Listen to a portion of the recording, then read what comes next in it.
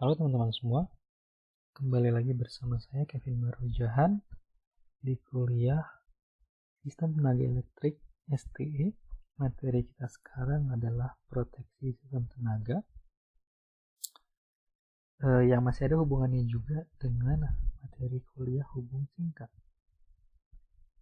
Nah, apa sih konsekuensi dari sebuah hubung singkat? Sebelumnya sudah kita pelajari bahwa bila terjadi hubung singkat ya pada sebuah sistem, seperti ini sistemnya sini beban, di sini bus sumber, di sini bus tengah, di sini bus 2, 3, ada beban. Dalam keadaan normal kan harusnya mengalir adalah dari sumber ke beban. Tapi jika ada terjadi gangguan, apa yang terjadi? Harus mengalir justru dari sumber ke titik gangguan sehingga mengganggu beban. Artinya beban merasakan tegangan yang lebih kecil, tegangan yang tidak sesuai dengan range biasanya. Kemudian karena aliran arus yang besar tadi dapat juga membahayakan peralatan-peralatan yang ada di sistem kita. Misalnya generator bisa rusak, kemudian kabel bisa kebakar, busbar bisa kebakar. Kalau kita punya di sini trafo juga, trafonya bisa kebakar karena arusnya besar. Jadi intinya sistem kita itu beroperasi dalam keadaan yang tidak ideal dan terjadi sebuah fault. Nah, apa yang kita inginkan? Kita inginkan mengisolasi atau menghilangkan adanya gangguan tadi, fault tadi, dengan menggunakan sistem proteksi. Artinya ada switch yang diperintahkan untuk mengisolasi gangguan tersebut sehingga kita meminimalkan kerusakan pada sistem dan kita memaksimalkan operasi sehat pada sistem. Nah, apa saja sih kriteria desain sebuah sistem proteksi? Yang pertama, reliable. Artinya jika terjadi gangguan, ya dia beroperasi dan harapannya dia beroperasi untuk gangguan yang tepat. Artinya tidak malfungsi. Yang kedua, speed, kecepatan. Kalau bisa, setelah terjadi gangguan tersebut dihilangkan secepat mungkin. Secepat mungkin yang dibutuhkan. Jadi jangan sampai merusak peralatan, katakanlah. Yang kemudian selanjutnya selektivitas. Artinya kalau ada gangguan misalnya nun jauh di sana, jangan sampai yang operasi duluan justru proteksi-proteksi yang jauh dari titik gangguan tersebut. Sebisa mungkin misalnya pada kasus tadi, misalnya gangguannya ada di bus 3, karena di bus 3 di gangguan, kemudian kita punya beberapa circuit breaker di mana-mana, di warna yang enak, warna hijau misalnya, ada circuit breaker di sini, circuit breaker di sini, circuit breaker di mana-mana. Kalau gangguannya di bus 3, ya harapannya yang trip duluan yang di paling dekat dari bus 3, baru kemudian yang di sini, baru di situ, baru di sana. Jangan sampai gangguannya di bus 3 yang trip duluan ternyata di bus 1, akibatnya semua beban jadi padam. Nah, itu yang diharapkan dari selektivitas. Kemudian simplicity dan ekonomi. Kalau bisa, desainnya itu sederhana, tidak membutuhkan banyak persyaratan, banyak alat ukur. Jadi secara ekonomi juga akibatnya dia lebih cost efektif. Untuk apa sih proteksi? Yang pertama untuk menghalau sebuah bahaya pada manusia. Jadi pada personel, dalam arti staff yang melakukan maintenance, katakanlah, kita menghindari bahaya untuk mereka. Kedua, itu meminimalkan bahaya pada peralatan. Ya, jadi biasanya proteksi itu tergantung kita punya prioritas ke peralatan atau ke manusia, tapi biasanya di antara kedua itu. Yang ke peralatan intinya jangan sampai alat kita rusak. Nah, komponen-komponen apa sih yang berperan dalam sistem proteksi? Yang pertama, trafo biasanya kita amankan ya jika terjadi gangguan. Kemudian breakers. Breakers ini sesuatu yang tugasnya adalah bisa memutus arus pada sistem. Jadi dia bisa mengisolasi gangguan. Kemudian insulator. Insulator itu pada dasarnya sesuatu yang menginsulasi level tegangan berbeda. Nah, bisa terjadi gangguan karena kegagalan insulasi. Kemudian bus. Bus itu adalah sesuatu yang mengizinkan multiple connection. Jadi kalau dalam sistem DC dia mirip dengan node. Sementara sistem AC 3 fasa, sistem AC 1 fasa juga masih mirip dengan node. Tapi sistem AC 3 fasa biasanya kan itu 3 fasanya ditarik bersamaan. Nah, suatu terminologi node tadi menjadi kurang tepat sehingga ini yang disebut sebagai bus.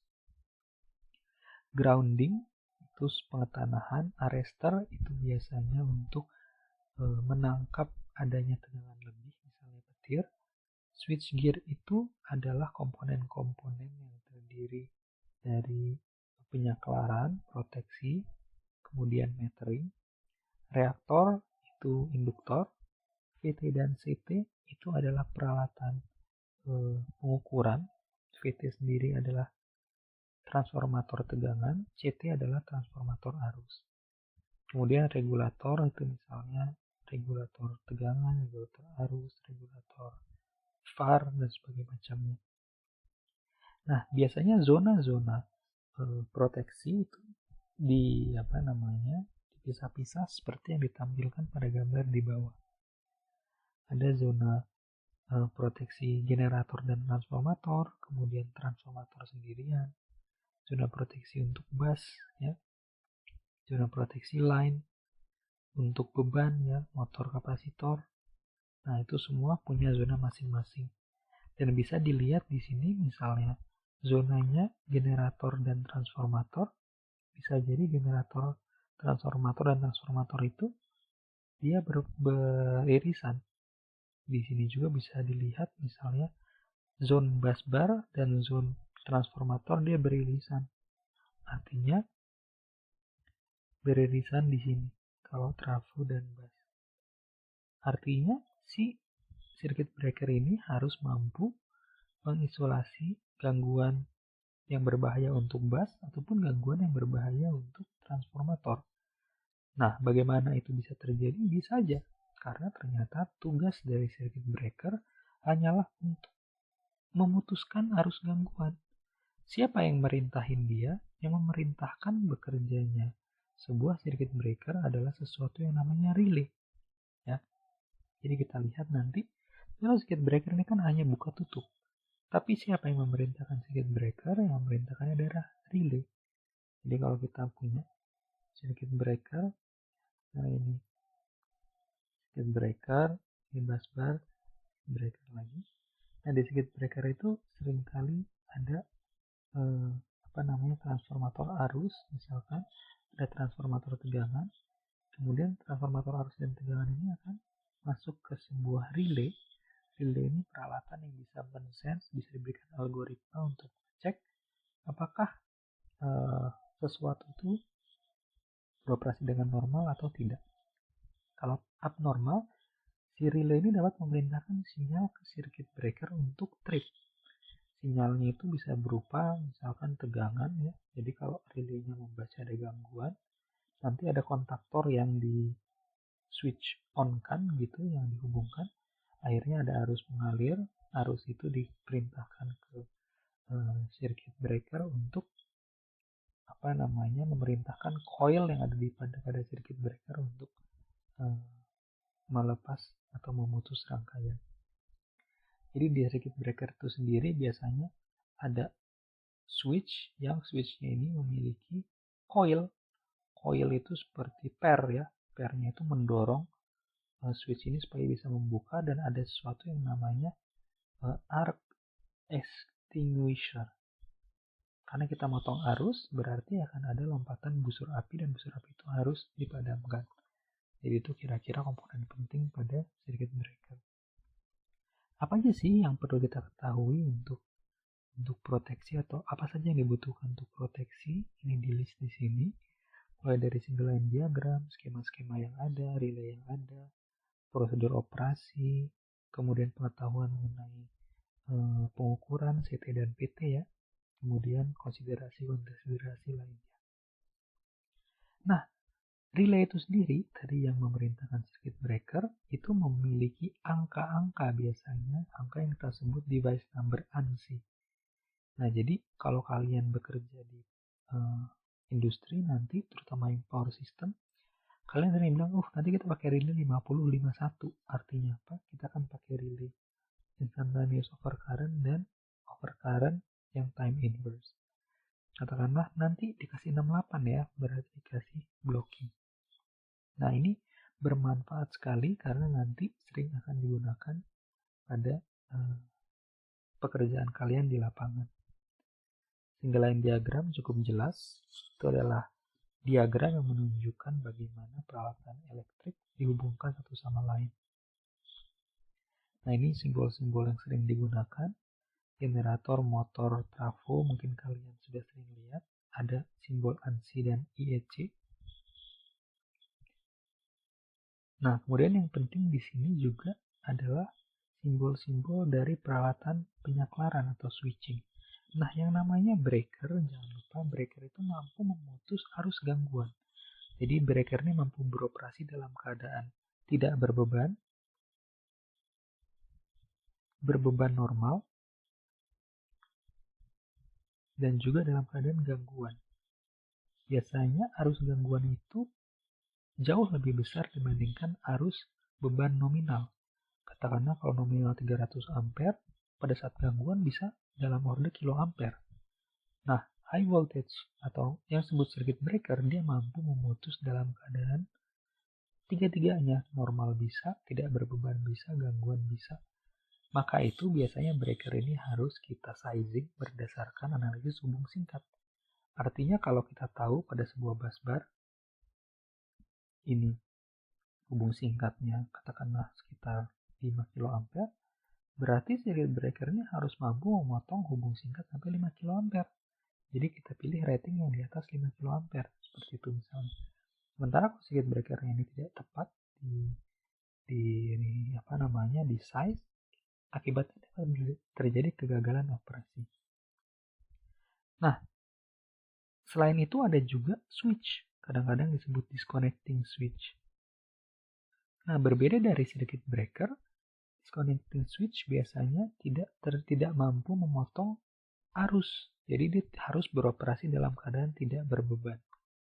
Tidak berbeban ini artinya tidak ada arus yang lewat.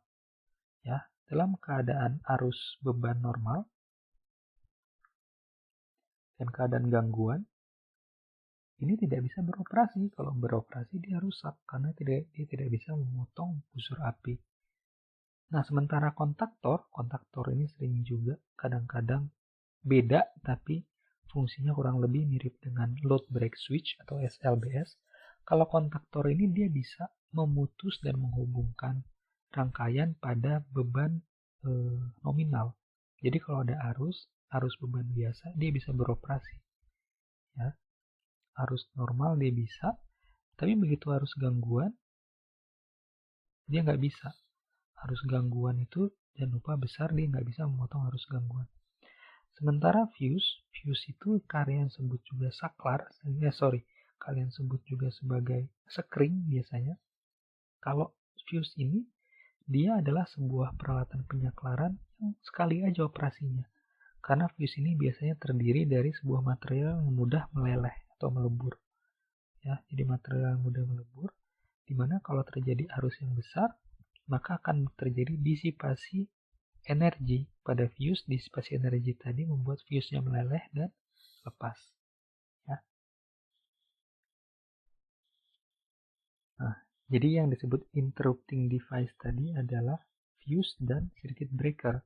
Dan jangan lupa circuit breaker tadi pun harus diperintah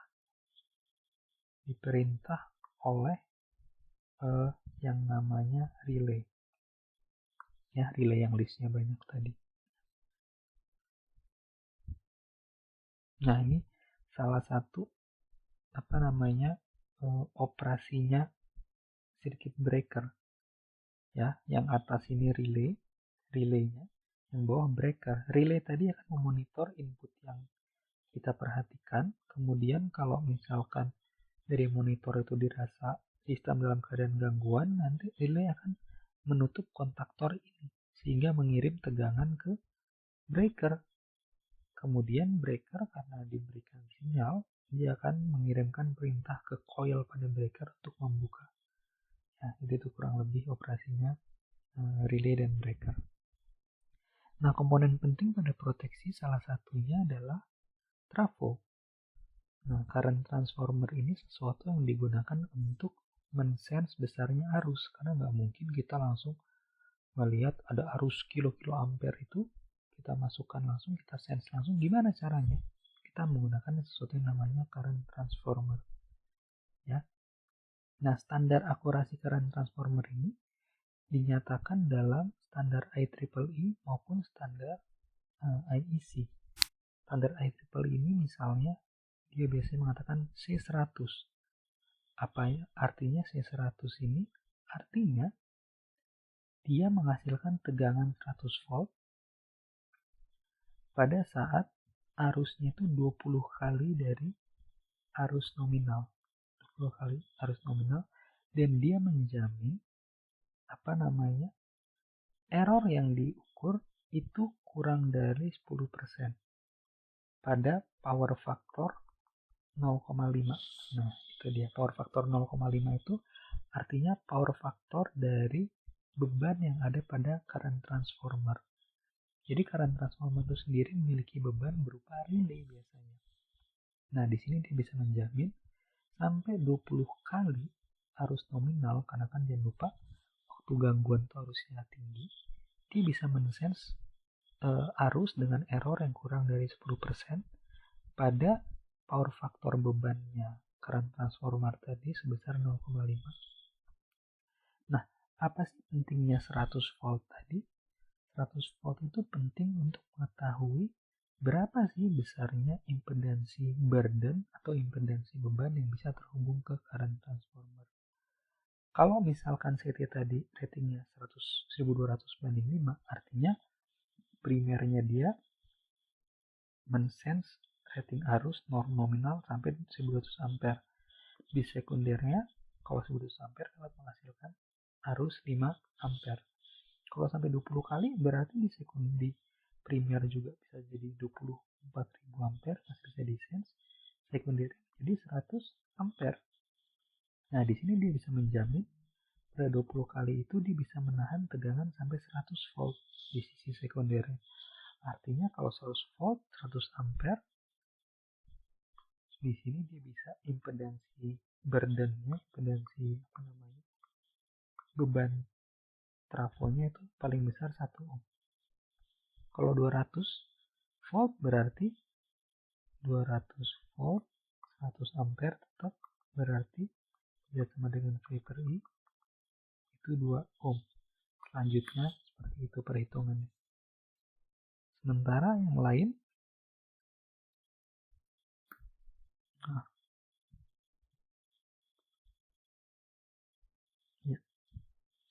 lain itu ada standarnya IEC. IEC ini cenderung berbeda. Dia standarnya menggunakan angka-angka seperti ini. Misalnya 5P10 25 VA, artinya P ini proteksi, 5 itu akurasinya 5% pada power faktornya 1 sekarang. Berbeda tadi power faktornya 0,5. Kemudian 25 VA itu artinya burdennya atau beban CT-nya, burdennya 25 VA pada arus nominal. Nah, itu berarti kalau arus nominal itu kalau misalnya CT-nya sekundernya 5 ampere, berarti I kuadrat R-nya sama dengan 25 VA. Nah, itu kurang lebih. Nah, kita memiliki ekivalensi di sini misalnya C100 sama dengan 25 VA 5P20. C100 tadi apa artinya? Artinya dia bisa menahan 100 volt saat 20 arus nominal dengan error kurang dari 10% power factor 0,5. Nah, secara praktis, kalau power factor 0,5 ini 10%, kalau power factornya 1, dia kurang dari 5% errornya biasanya. Sehingga kalau kita samakan di sini, artinya dia punya error kurang dari 5% ya tadi, saat power factornya sama dengan 1. Kemudian pada 20 kali IN-nya, 20. Kemudian di sini burden-nya 25 VA. 25 VA. Artinya kalau kita pakai current transformer 5 ampere, berarti 5 kuadrat kali R, kuadrat R sama dengan 25, sehingga R-nya 1 ohm. Dan di sini kita lihat 100 volt pada 20 IN, 20 kali 5 tadi 100 ampere, di sini juga R burden-nya 1 ohm. Jadi ekivalen ya, yang kiri sama kanan, dilihat dari sana, sama persis berapa errornya, berapa kali arus nominalnya, dia bisa mengukur dengan akurat si relaynya, kemudian errornya sekian ya. Cukup jelas ini, jadi 5% pada arus 10 kali arus nominal dan dia bisa menahan burden 25 VA. Sehingga kalau 5P20 kayak tadi, berarti gangguannya dia bisa mengukur arus dengan kesalahan maksimal 5% pada saat power faktornya 1 pada 20 kali arus nominalnya. Jadi dia bisa menyebut 20 kali arus nominal diukur, kesalahannya pun masih di bawah 5%. Oke. Nah, untuk transformer tegangan sebetulnya nggak jauh beda dari transformer yang biasa kita pakai di power system. Intinya kita ingin men-sense tegangan pada sekunder yang jauh lebih kecil pada tegangan primer. Misalnya kalau di primernya 20 kV, masa di sekundernya kita mengukur tegangan 20 kV. Nah, harus diturunkan. Itu adalah fungsi dari transformator tegangan. Nah, ada apa aja sih contoh-contohnya proteksi? Kita bisa lihat tadi dari Nah, dari sini, ini proteksi banyak sekali ya. Dan di luar sini kalian bisa cari ANSI code relay. Kalian bisa memperoleh angka-angka ini. Ya, angka-angka yang lain bisa kalian peroleh. Nah, di sini kita lihat misalkan yang paling penting ada overcurrent 50,1, kemudian distance 21.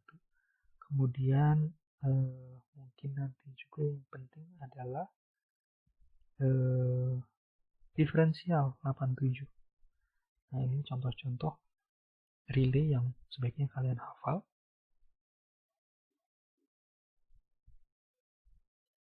Lanjut. Nah, overcurrent ini simple, dia cuma membutuhkan relay arus saja. Kemudian dia sense arus dan kita bisa menentukan apakah kita dalam kondisi gangguan atau tidak. Nah, ini misalkan yang pertama relay 50, relay instantaneous. Biasanya kita gambarkan plane-nya I dan T, dan di sini biasanya bentuknya logaritmik. Misalkan kita ingin mengamankan sistem kita dari gangguan. Kalau gangguannya di sini, kita inginnya B kerja duluan baru A. Padahal arus yang lewat A dan B kan kurang lebih sama. Artinya apa? Kita harus menjamin bahwa B bekerja duluan. Jadi kita lihat kalau arus gangguannya sekian, yang kerja duluan kan berarti yang merah ya. Ini berarti durasinya sebelum dia bekerja. Nah, kalau yang ini gagal, baru yang biru yang kerja. Berarti yang merah ini ke relay yang mengkontrol circuit breaker B, sementara yang biru ini ke relay yang mengkontrol circuit breaker A. Oke. Tapi di sini ada kekurangan, karena apa? Mau gangguannya dimanapun, kalau ada di sisi kanannya B, dia durasinya sama. Artinya kita kadang-kadang nggak pengen hal ini terjadi. Nah, karena itu ada satu lagi relay 51, dia time inverse. Jadi bentuknya lebih ke fungsi yang ya semakin besar arusnya semakin cepat relaynya beroperasi. Nah, dengan seperti ini kita sama logikanya seperti sebelumnya. Sebisa mungkin relaynya beroperasi saat arus gangguannya besar. Ya, saat arus besar relaynya beroperasi. Dan di sini kita bisa mengkoordinasikan antara relay overcurrent yang di A dan relay overcurrent yang di B. Apa saja yang perlu diperhatikan? Yang pertama yang perlu diperhatikan adalah besarnya arus nominal beban. Artinya apa? Jangan sampai arusnya arus beban, tapi dia udah beroperasi. Kalau arus beban aja dia udah beroperasi, sistem kita nggak bisa bekerja secara baik. Nah, misalnya di sini contohnya, arus beban harusnya ada di sini. Ini arus beban, arus nominal. Supaya jangan trip kalau cuma bebannya beban normal aja. Nah, biasanya dari arus beban ke ini namanya arus pick up, arus mulai beroperasi, itu ada selaknya sekitar 10-50%. Artinya pick up-nya itu kalau 50% arus beban. Kemudian apalagi yang harus diperhatikan? Yang harus diperhatikan adalah rating peralatan-peralatan yang diproteksi. Artinya apa? Jangan sampai peralatan kita rusak duluan baru relaynya beroperasi. Artinya gimana? Artinya kalau misalnya kita punya kabel rusak saat arus mengalir sekian selama sekian detik, harus, nah ini titik rusaknya ya, titik damage-nya peralatan itu harus di sisi kanan atas dari kurva proteksi overcurrent. Kemudian apalagi yang harus diperhatikan? Yang harus diperhatikan adalah koordinasi antara relay yang satu dan relay lainnya. Di sini dilihat relay B dan relay A. Kita ingin yang beroperasi duluan relay B baru relay A. Berarti relay B secara kurva harus berada di kanan atas relay A. Tapi seberapa lama sih selisihnya? Ini kan ada delta T ya. Nah, delta T ini biasanya dibuat sedemikian rupa supaya dalam keadaan arus yang mengalir pada yang disens oleh relay B paling besar, delta T-nya sebesar sekurang-kurangnya 200 milisekon. Untuk apa? Untuk kita jaga-jaga kalau relaynya malfungsi atau katakanlah ada delay atau pengukurannya agak salah. Jangan sampai si relay backupnya relay A ini bekerja terlalu cepat. Jadi siapa tahu ada delay, relay udah kerja. Kalau relay A kerja, jangan lupa semua di sini mati. Dan kita seringkali nggak mau hal tersebut. Jadi itu dikoordinasikan antara B dan A sekitar 200 milisecond. Kemudian selanjutnya yang penting juga adalah kalau kita punya beban motor, kita harus memikirkan starting motornya. Ya, kalau misalnya di sini ada beban motor itu kan motor induksi terutama kalau start dia menarik 4-7 arus nominalnya. Berarti jangan sampai cuma karena start terus sistemnya trip. Artinya apa? Kalau kita tahu misalnya startnya di sini arusnya sebesar ini, sebisa mungkin kita tahu juga startnya butuh berapa lama.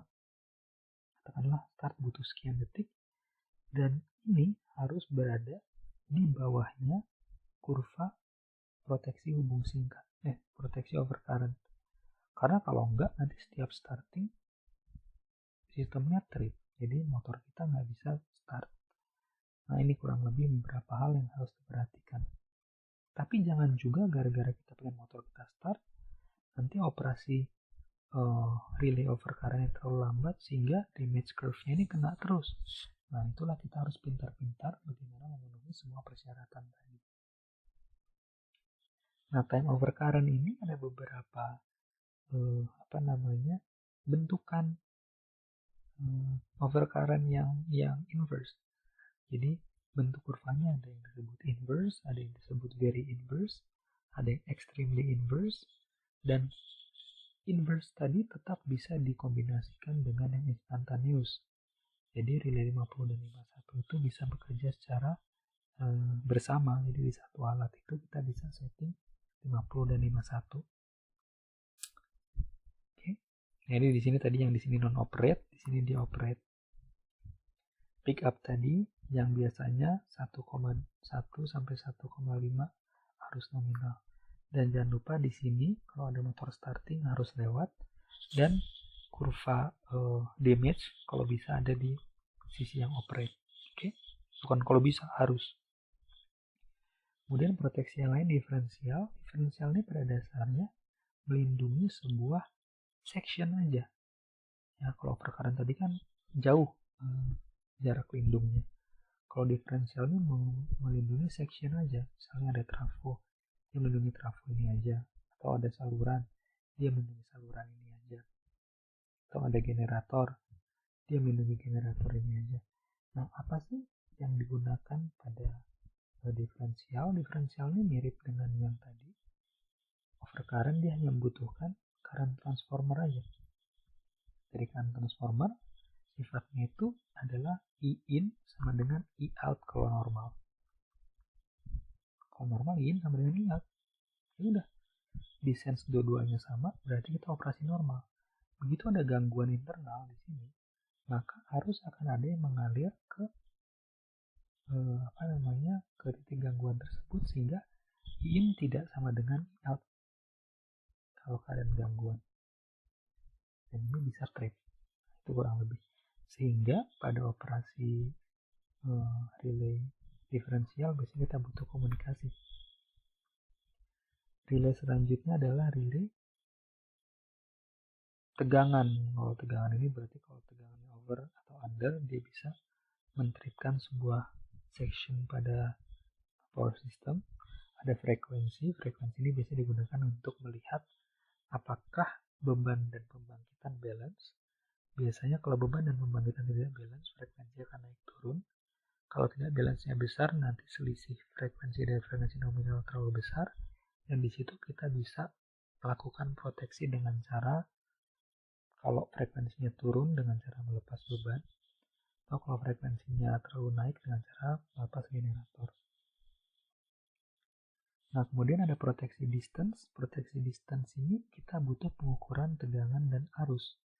Konsepnya kita mengukur pada sebuah outgoing, kita ukur tegangannya berapa, V-nya berapa, kita hitung I-nya berapa. Kita tahu bahwa impedansi adalah perbandingan dari tegangan dan arus. Dan dari sini kita bisa tahu seberapa jauh gangguan itu terjadi dari sebuah busbar.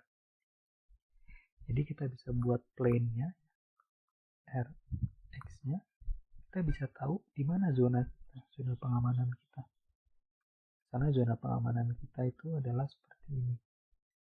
Artinya, kalau misalnya yang terukur impedansinya di luar sini, biasanya berarti keadaannya itu keadaan beban normal.